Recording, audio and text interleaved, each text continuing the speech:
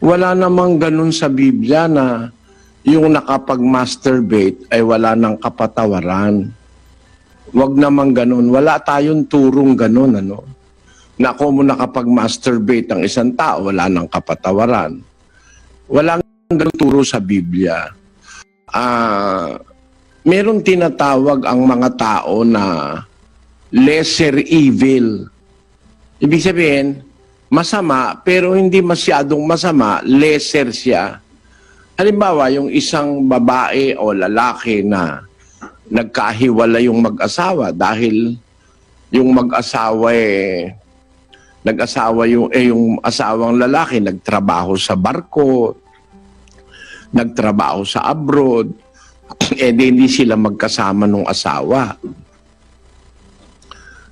May nagtanong sa akin, Brother Eli, sabi niya, minsan dumadating yung panahon, hindi ko na mapigil yung sarili ko. Masama ba yung nagawa ko na nag-masturbate ako? Sabi ko, conforme sa sitwasyon yan, hindi naman yan dapat hatulan mo straight na gano'n na masama. Lalo na yung sinasabi mo ngayon, wala nang kapatawaran. Hindi kapatid, mali yan. Hindi totoong wala ng kapatawaran. Kasi ganito, meron akong mga kapatid sa iglesia tayo na hindi nagkakaanak. Di ba? Ngayon, kung hindi nagkakaanak, pupunta sa doktor. Magkukonsulta. Sabi ng doktor, gumawa tayo ng sperm count. Para magkaroon ng isang sperm count, yung kailangan ng doktor, magmamasturbate yung lalaki. Kung walang kapatawaran yun, di kawa-awa naman yung nagmasturbate. Kailangan ng sperm count. Para makuha yung sperm count, ang tawag doon sa sperm count, na magmamasturbate, obligadong magmasturbate. Pag wala ng kapatawaran, ang lupit naman nun. Hindi ganon. Gaya nga halimbawa nung mag-asawang nagkahiwalay, nakakadalawang taon na, hindi nagkikita dahil may kontrata sa abroad. Kung halimbawa nagawa yun dahil hindi na makatiis yung nasa nung laman, para hatulan natin na wala ng patawad yun, lalabas yun, malupit yun, hindi yun ang kalooban ng Diyos. Ang tao, meron tayong kahinaan, lahat ng tao. Santiago 1:14. Ano lang naman yan mga ipokrito't ipokrita lang yun nagsasabi ko minsan na, ang sama-sama nun. Tanungin mo nga yung mga pare, walang asawa yan mas masama nga yung ginagawa ng ibang pare na may medophilia na nagpepedophilia, pati mga bata pinapatulan. Yun ang mas masama. No?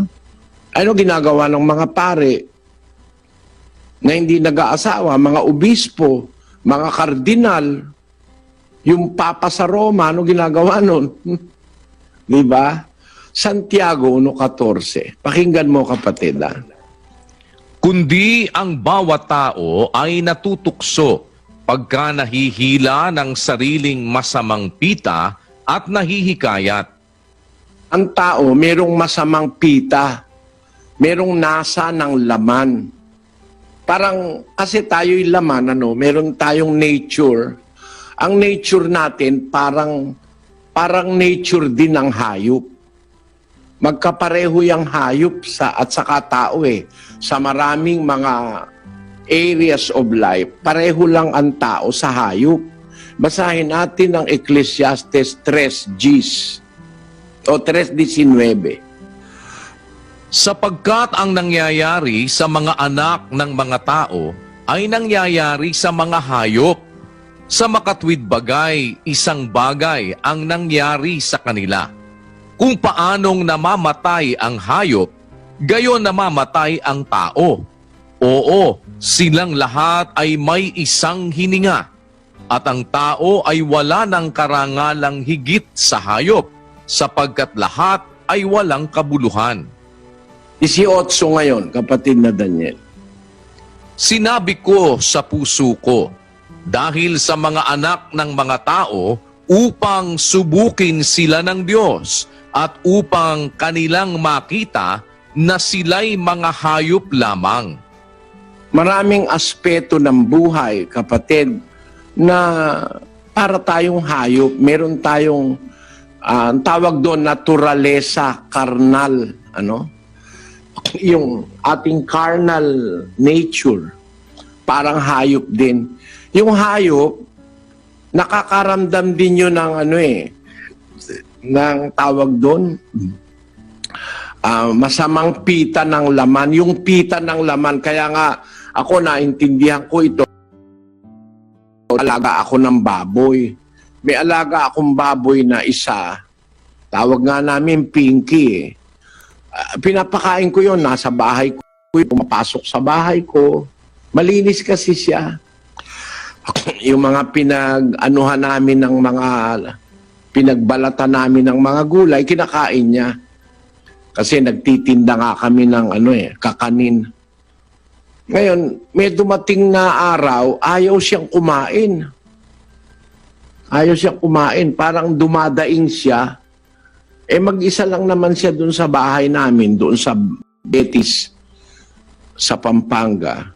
Ano kaya ako nangyari dito sa alaga ko? Ang taba-tabaan mo nga. Siya marumi, malinis siya.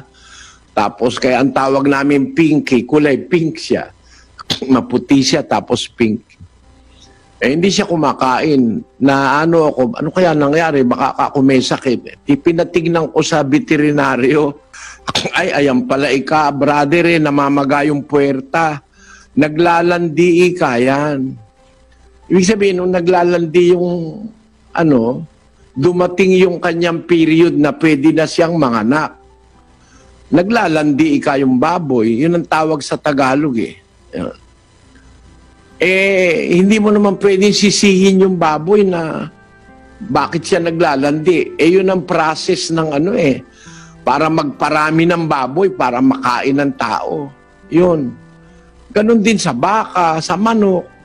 Merong mga dumadating na ganong mga tiyempo na merong nararamdaman ang tao na lust of the flesh. Sinasabi yun ni Santiago. Ito, alagad na ng Kristo ito, no? Bawat tao ang wika natutukso pagka nahihila ng sariling masamang pita at nahihikayat. For every man is tempted when he is drawn away of his own lust and enticed. Meron kang sarili mong nararamdamang pita ng laman o lust. Kuminsan, yun ang nag-uudyok para sa isang binata, sa isang dalaga, magkaroon ng ganoong action na magmamasturbate. Kung yun naman ay hindi mo sinasadya, gaya nung baboy, hindi naman niya sinasadya na makaramdam siya nung gano'n na naglalandi siya. Ibig mo ba sabihin, pagka nagawa yun ng isang tao, kondinado na, wala ng kaligtasan? Hindi gano'n ang Diyos na nakikilala ko sa Biblia. Ang Diyos, naiintindihan niya ang ating mga kahinaan. Kaya kung halimbawa nakakagawa tayo ng bagay dahil sa kahinaan ng laman, napapatawad naman ng Diyos yun Huwag ka lang aabuso. Napapatawad ng Diyos yung kahinaan ng ating mga laman. Basahin natin yung Hebreo. Kapitulo 4 yun, ang tanda ko sa bandang huling bersikulo. Na meron tayong dakilang saserdote. 4:15. Sapagkat tayo'y walang isang dakilang saserdote na hindi maaaring mahabag sa ating kahinaan, kundi isa na tinukso sa lahat ng mga paraan, gaya rin naman natin, gayon may walang kasalanan. Ayon. Meron ang ating Panginoon Kristo na dakilang saserdote natin. Naramdaman din niya yan yung mga nararamdaman natin. Pero siya kaya siya marunong siyang maawa. Marunong siyang nauunawaan niya tayo. Maaari niya tayong mapatawad. Pag dumadating yung mga pagkakataon na hindi na matitiis ng laman ng tao. Kasi natural yan eh. Ang laman nagugutom. Kaya kakain ka pag nagugutom ka. Nauuhaw ang laman. Iinom ka pag nauuhaw ka. Halimbawa, gusto mong mga bagay sa laman yan eh. Yung halimbawa, pagod ka,